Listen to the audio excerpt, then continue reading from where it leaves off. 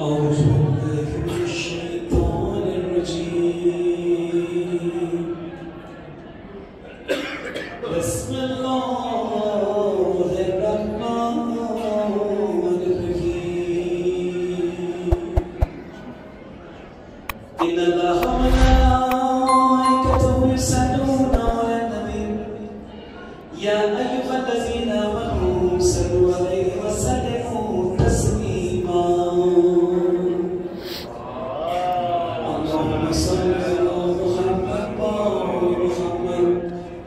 سبحان الله والحمد لله ولا إله إلا الله والله أكبر ولله الحمد.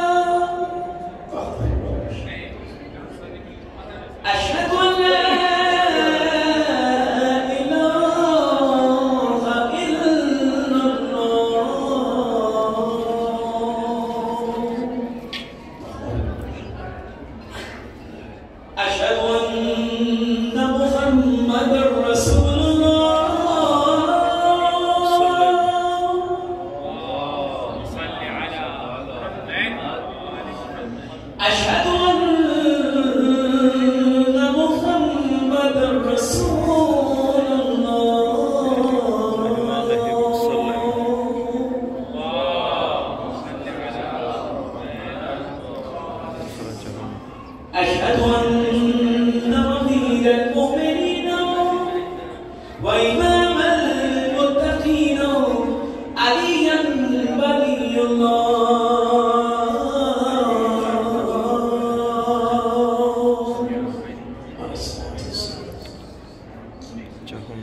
أشهد أن أمير المؤمنين وإمام المتقين عليا حجة الله.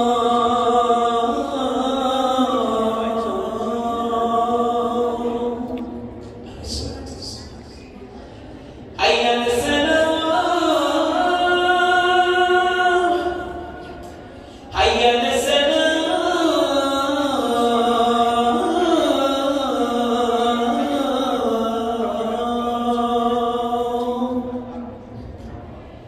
حي على الفلاح حي على الفلاح